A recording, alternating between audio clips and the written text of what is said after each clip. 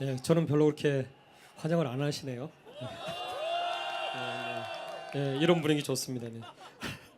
네, 여러분이 잘해 주셔야 돼요. 제가 뭐 개그를 잘 못하기 때문에.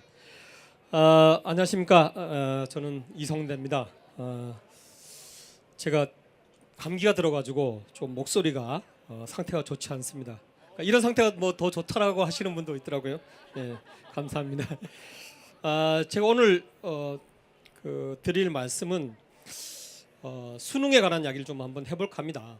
엊그저께 이제 저희가 학종의 공정성을 개선하기 위한 이제 토론을 했는데 우리가 학종에 대해서 방어만 할 것이 아니라 그리고 이제 학종의 개선 문제만 이야기할 것이 아니라 그럼 수능은 그런 문제가 없는지 뭐 물론 다들 아시겠지만 우리가 또 끊임없이 이야기를 좀 해줘야 된다고 생각해서 제가 이제 오늘 수능을 중심으로 말씀드리겠는데요. 특히 이번 이제 대학 개편안이 이제 우리가 이 자리에 모인 이유이기도 한 대입 개편안의 문제는 이게 세계사적 보편적 흐름을 지금 역행하고 있다.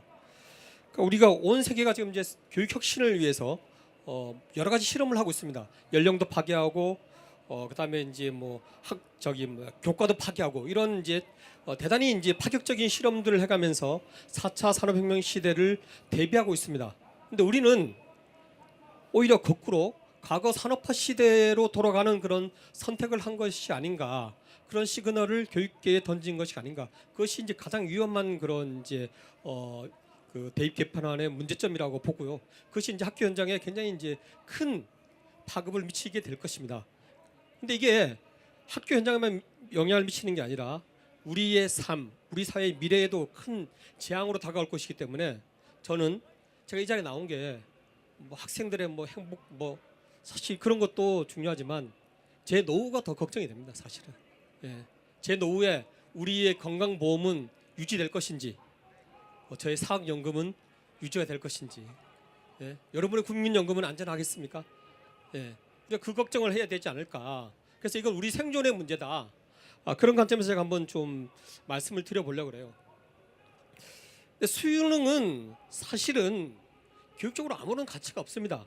물론 과거에는 이것이 뭐 좀 어느 정도 효율적이었는지 모르겠지만 지금에 와서는 사실은 교육적으로는 거의 파탄이 났다라고 봅니다. 그래서 수능을 가지고 우리가 이야기하는 것은 굉장히 좀 무지한 것이 아닌가. 물론 이게 이제 굉장히 투명한 제도죠. 뭐 S요구 사태처럼 누가 개입할 여지도 없고 누가 채점을 해도 똑같은 결과가 나오긴 합니다. 그러나 그 투명성 때문에 우리가 모든 교육적 가치를 버려야 하는가? 우리가 그 점을 좀 더 진지하게 생각해 볼 필요가 있다고 봅니다. 그래서 수능을 이제 수능 확대를 주장하는 사람들이 절대 하지 않는 이야기가 있습니다. 뭐냐면 교육적 가치, 철학 뭐 이런 이야기 절대 안 합니다. 왜 안 할까요? 그거 했다가는 100% 깨지기 때문입니다. 왜? 수능은 교육적으로 철학도 없고 가치도 없고 아무것도 없습니다. 왜 그러냐? 그건 좀 이따 이제 말씀드렸지만, 그래서 그들이 들고 나오는 게 뭐냐면 공정성이라는 프레임입니다. 공정하다라고 하는데, 근데 사실 공정하다는 게 뭘까요? 공정하다는 것은 사회의 다양한 가치, 다양한 요인, 다양한 문화, 다양한 사람들의 특성, 이걸 다 수용할 수 있어야 공정한 겁니다. 그래서 공정하다 그러면 굉장히 복잡할 수밖에 없어요. 애매모호합니다. 그 가치가 부딪히고 어떻게 단칼로 자를 수 없기 때문에 서로의 타협점을 찾아야 되는 그런 특성이 있어요. 그래서 절대로 딱 눈에 띄게 객관적으로 완전히 분리해낼 수 없는 것이 그 공정성의 특징입니다. 그런데 수능을 공정하다고 할 수 있습니까? 수능이란 건요, 굉장히 불공정한 그런 게임입니다. 수능은 우리 인간이 가지고 있는 특성 중에 가장 단순한 부분만 바라보고 그것만 가지고 모든 사람을 평가하기 때문에 소외와 배제, 차별을 불러일으킵니다. 그래서 수능이 공정하지 못한 것입니다. 특히 또 수능은 우리 교육 과정을 완전히 무시하고 있어요. 우리가 특히나 뭐 70, 80 세대들, 학력고사를 거친 세대들은 그 세대에는 교과가 굉장히 중요했습니다. 교과만이 모든 것처럼 생각했습니다. 그렇지만 지금은 교과보다 비교과 요소가 더 중요한 가치로 인정받고 있습니다. 그리고 최소한 교과에 비해서 이것이 등한시되지 않아야 된다고 모든 교육학자들이, 모든 세계의 석학들이 이야기를 하고 있습니다. 그런데 수능은 교과 요소만 평가합니다. 그리고 우리나라 교육과정을 보면요, 교과 영역뿐만 아니라 비교과 영역도 굉장히 중요하게 다루고 있습니다. 거기에 또 뭘 다루고 있냐면요, 이제는 교육과정이 무엇을 아는가에 초점을 맞추지 않고 무엇을 할 수 있는가, 그 여러분들이 알고 계신 역량 중심의 교육과정입니다. 근데 수능으로 무엇을 할 수 있는지 평가할 수 있겠습니까? 우리 교육과정의 최종 목표인 무엇을 할 수 있는가를 평가할 수 없는 시험 제도로 어떻게 우리 학생들의 그 12년간의 그 성과를 평가할 수 있겠습니까? 또한 수능은 이런 교육적 가치뿐만 아니라 대학에서 어떤 학생들을 뽑아야 되는지, 그리고 우리 미래 사회에서 어떤 인재가 필요한지를 전혀 고려하지 않고 있습니다. 그런데 수능이 어떻게 가장 공정한 제도가 될 수 있는지 저는 굉장히 좀 이해하기 힘듭니다. 근데 이분들이 이야기하는 것 중에 하나 설득력 있는 게 있습니다. 팽팽 놀다가 딴 데 관심이 많아서 정말 공부를 하지 않다가 갑자기 공부 열의가 생겨서 그때 늦게 뛰어든 애들은 어떨 것이냐. 예, 그런 학생들이 있습니다. 근데 그런 학생들이 도대체 몇 퍼센트나 됩니까? 우리가 그 비율 정도만 사실 인정해주면 됩니다, 수능은. 근데 우리는 그 비율을 굉장히 넓게 잡자라고 하고 있어요. 그러면 뭐가 되냐면 학교 교육을 충실히 한 학생들은 다 부정해버립니다. 그럼 학교 교육을 하지 말자는 이야기입니다. 교육을 포기하자는 이야기거든요. 그리고 어떤 경기에서도 패자부활전은 굉장히 작은 비율로 인정을 해주고 있습니다. 우리가 뭐 올림픽 경기도 보면 뭐 레슬링이나 뭐 유도 이런 데서 패자부활전 하잖아요, 그죠? 근데 그거를 뭐 50% 이상 이렇게 하는 거 보셨습니까? 근데 그 논리적으로 맞지 않은 그런 주장을 하고 있는 거예요. 그리고 또 한 가지 결정적인 결함은 뭐냐면 그 패자부활전을 왜 꼭 대학 입시에서 해야 됩니까?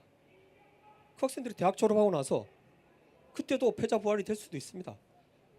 자기가 초중고에서 조금 학업에 열중하지 않아서 뭐 자기가 원하지 않는 대학에 갔더라 하더라도 거기서 더 열심히 해서 취업을 할 때, 그리고 사회에 나갔을 때 다시 기회를 얻을 수 있는 것입니다. 근데 우리는 무조건 대학 입시만 모든 기회인 것처럼 이야기하는 것은 굉장히 이제 왜곡된 사고이고요. 그리고 수능 확대가 또 하나 이제 더 심각한 문제는 뭐냐면 우리 학교의 지금 학습의 진행 방향을 완전히 역행하고 있습니다. 과거에는 여러분들이 자녀들 중에 2등급 미만의 학생들은 학교에서 뭐라고 적어줬겠습니까? 교과 세특에 특이사항 없음으로 적어줬습니다. 그 학생들은 뭐가 되겠습니까? 버려진 자식입니다. 아무런 존재의 가치가 무의미한, 그러니까 걔들이 학교에서 어떻게 합니까? 엎어져 잡니다. 왜? 자기들은 무의미한 존재라는 걸 다 알거든요. 3년 내내 학교를 다녔는데 특이사항 없음으로 평가되는 아이들이 70~80%가 넘는 학교, 그 학교가 이제 바뀌기 시작했습니다. 아이들 하나하나의 특성을 바라보고 그걸 교과 세특에 적어주기 위해서, 생기부에 적어주기 위해서 교사들이 노력을 했어요. 그런 변화를 쌍그리 무시한 겁니다. 그거 하지 말라는 신호를 보내준 겁니다. 그래서 혁신학교가 추구했던 그런 가치, 이런 것들이 다 무너질 위기에 있기 때문에 저는 우리가 이 자리에 모였다고 생각합니다.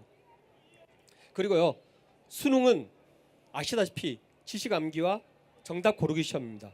그 정답 고르기 시험은 어떤 인재들을 길러내냐? 우모시기, 김모시기 같은 그런 인재들을 길러냅니다. 그 사람들이요, 엘리트라고 추앙받았습니다.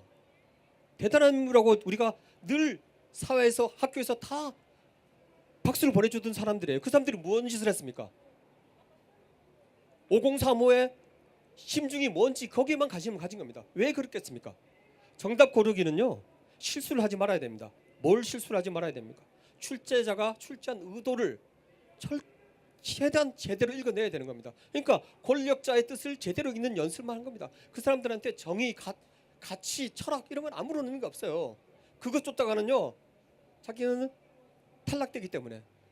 수능이 그렇게 위험한 제도입니다. 근데 우리가 그런 수능을 투명하다고 해서 공정한 제도로 받아들여서 우리가 그것을 확대하고 그것을 100% 학생들을 대학에서 수능으로 학생들을 뽑아야 된다. 이것이 얼마나 논리적 모순입니까? 예. 마지막으로 수능이 개천에서 용이 나게 한다고 하는데요. 그것도 다 생구라입니다. 여러분들이 서울대에서 한 명이라도 보낸 지방 고등학교 학생들을 보면요, 지방 고등학교에서 서울대 학생을 한 명이라도 입학시킨 학교 중에 수능으로 한 명도 못 보낸 학교가 절반이 넘습니다.